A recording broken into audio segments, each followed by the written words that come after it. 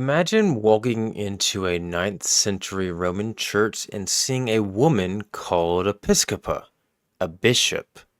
That woman was Theodora, mother of Pope Paschal I, and her title appears in both mosaics and inscriptions.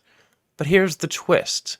Was she really a bishop or just given an honorary title?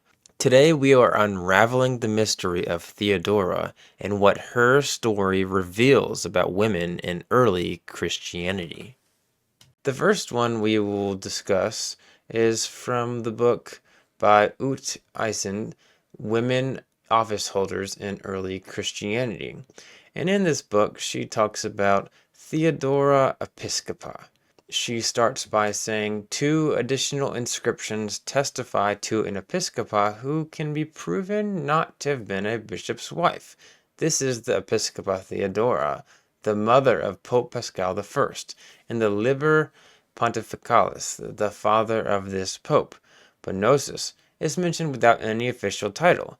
He was therefore neither a bishop nor clothed with any other church office. So this is important. So this Episcopa Theodora that we see on the right here is the mother of Pope Paschal I.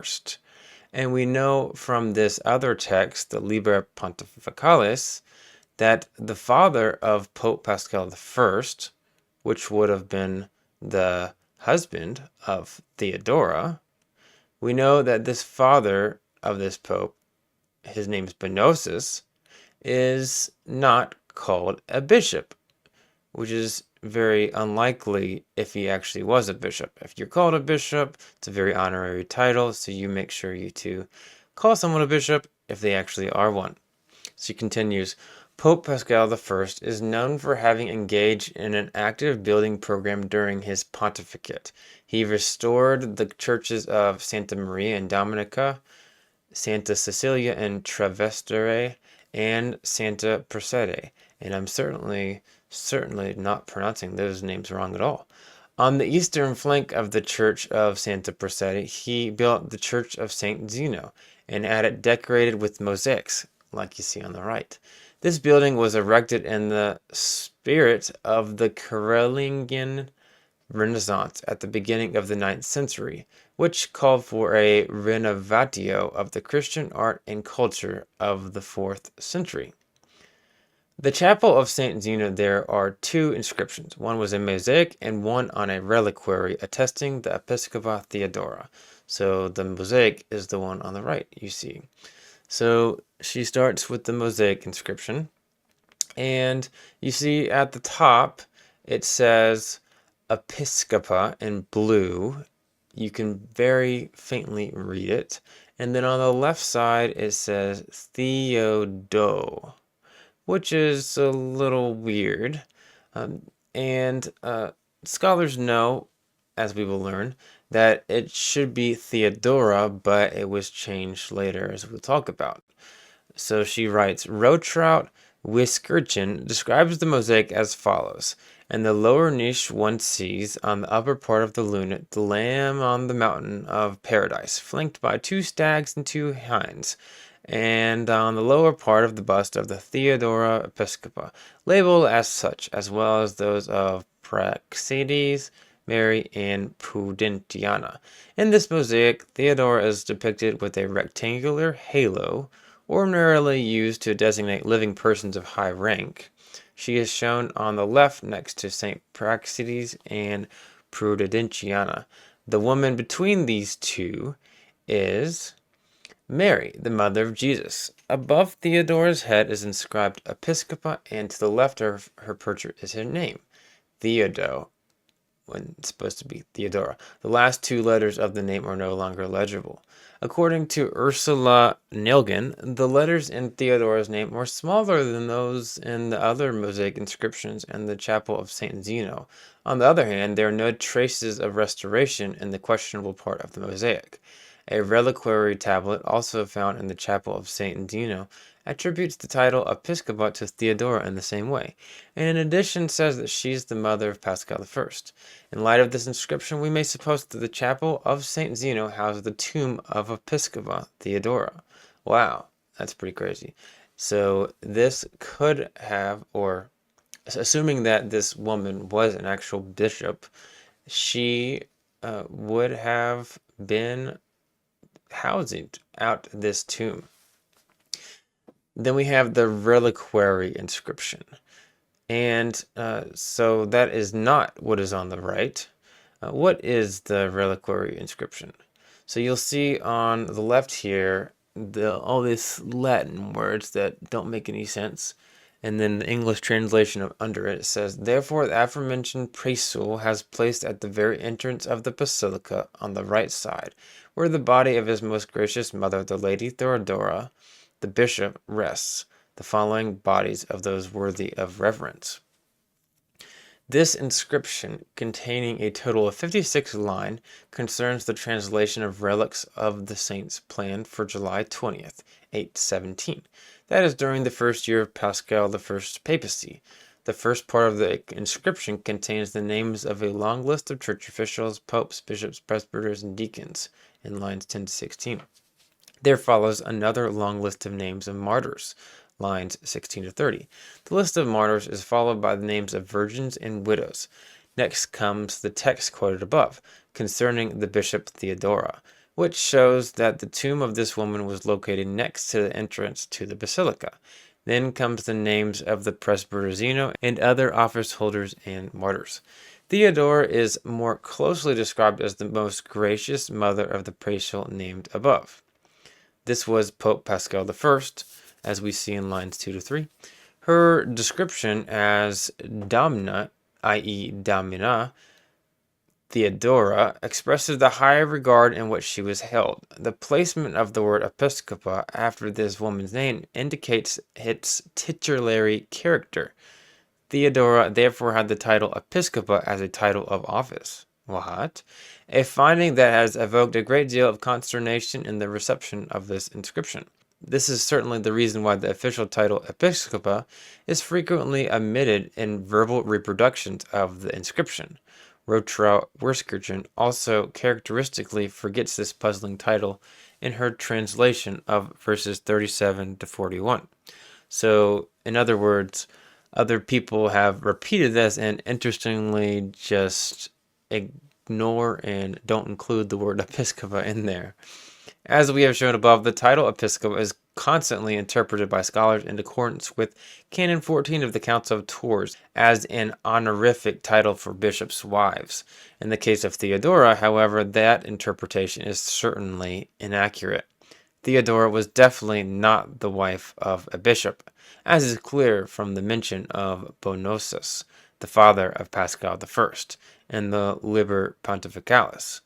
Bonosus is named without any official title, which proves that he was not a bishop. This finding has led to confusion among scholars. Their interpretations have gone in three directions. Theodora's title of Episcopa is interpreted as an honorific designation. The title is said to show that as the mother of a pope, she took the position of a wife at her son's side. The reasons for the granting of such a title of honor could have been Theodora's financial support for the Church of Santa Prassede. Her characterization as benignissima could be interpreted in the same fashion. Benigna not only means gracious in the sense of a woman's character, but also beneficent as regards her deeds. As mentioned before, some people say that Episcopa Theodora might have been called a bishop just as a special honor, like how sometimes a wife could be called a bishop because her husband was one. But that probably can't be true here because her husband Bonosus was never called a bishop. That makes it very unlikely that Bonosus was one. Ilaria Ramelli also points out another reason why this idea doesn't seem to work. If Theodora was called a bishop just because her son, Pope Paschal I, was a bishop, then her husband would probably have been called a bishop too. But he wasn't. So Theodora's title probably didn't come from her son either. Is Ramelli missing something, or does this defeat the honorary title idea? Theodora is interpreted as the head of a group of virgins and widows. The listing of virgins and widows in the inscription, in lines 31 to 36, could favor this. However, the woman thus named are not immediately connected to Theodora Episcopa, which would have been natural if she were their head. Charles du Cange suggested that Theodora was an abbess, since he thought that an abbess could also be called Episcopa. However, against this is the fact that there is neither a literary nor an epigraphical instance of an abbess being titled Episcopa. The title of abbess was already common in the 9th century, and it could have been included in the inscription if Theodora had been an abbess. Her title of Episcopa distinguishes her quite clearly from abbesses. The C option, the third option, Ursula Nilggen, considers the possibility of a later interpolation of the title Episcopa. Her source-critical investigation has shown that the inscription in its present condition is the result of repeated restorations, as is evident especially from the addition of a second tablet after line 37. Nilggen considers the upper part of the inscription, consisting of the first 37 lines, to be authentic. She assigns it to the time of Paschal I himself. The tablet added just below, probably because of needed restoration, she believes was an expansion from the Quattrocinto, imitating both the form of the letters and the wording of the original text, but not to be regarded literally as an authentic document. In this connection, she considers the possibility of a later interpolation of the title Episcopa, a title that for her is incomprehensible, similar to inconceivable. She does not exclude the idea that the title might have been inserted in the Quattrocentro as bowdlerization of an eligible passage in the original. This attempt to eliminate the problem of interpreting the title Episcopa is not persuasive, primarily because Theodora is called Episcopa not once but twice in the chapel of St. Zeno. Besides, the interpretation hypothesis still does not obviate the necessity of interpreting the title. So what they're saying is it's seen there twice. So there's twice is Theodora called Episcopa. So if it was just some mistake from some interpolation, it would be extremely unlikely for us to see it twice. Nowhere in scholarship does one encounter the suggestion that Theodora might have been a consecrated Roman bishop. Against such an interpretation is the uniqueness of this finding of a bishop in Rome, and especially the fact that for Rome in particular, at the center of the church's hierarchical structuring in the garments of orthodoxy, a woman bishop is almost unimaginable. Nevertheless, the possibility should not be altogether excluded, especially if we consider the kinds of feuds the bishops and popes of Rome pursued against one another and the means they employed against each other, especially in the 9th century. In other words, there was no more a uniform Catholic Church in Rome than there was in the provinces. In summary, we may say that the meaning of the title Episcopa in connection with Theodora cannot be determined with absolute certainty. Only one thing is for sure, that this woman must have deserved well of the community at the church of Santa Prassede, something that was honored with the title Episcopa and handed down both in a mosaic and in a reliquary inscription. Her official activity as a bishop in Rome should not be excluded in principle. Then we have Ali Katouche, and she says Theodora could have been portrayed wearing the episcopal pallium in her portrait, just as Mary was portrayed wearing it 150 years earlier in the San Venantius apse. And here is a picture on the top of a man wearing the episcopal pallium. It's the little white thing with crosses on it around the neck and it hangs off the body. And then we see that on Mary on the top left here, and she has some type of covering it, but you can see it hanging at the bottom near her feet, the little cross with the little tassel looking things. Ali says, but we can never know for sure because sometime after 1630 the lower wall with the mosaic of Theodora's body was removed to make a doorway. So the mosaic we see on the right, the bottom part was removed to make a doorway. Isn't that fun? Perhaps that was when the last two letters of her name were destroyed and replaced with gold tesserae instead of the black letters R.A. This rendered her name into an otherwise unattested masculine name, Theodora, as if to suggest that the Episcopa was somehow masculine gendered. So what she is saying is that the Theodora on the left, the last two letters, was cut off by possibly someone in 1630, many years later, but it's also possible that was earlier. They cut it off, and it seems to make sense that it was cut off because they didn't like the idea that a woman would be called a bishop. So they just changed the name, the ending of the name, into a masculine ending, a name that didn't exist ever. Many church historians like Gary Macy, Ali Katouche, Ute Eisen, Adela Yarbrough Collins, Karen Torgerson, Elizabeth Ursich, and Ilaria Ramelli argue that she was an actual woman bishop. What do you think?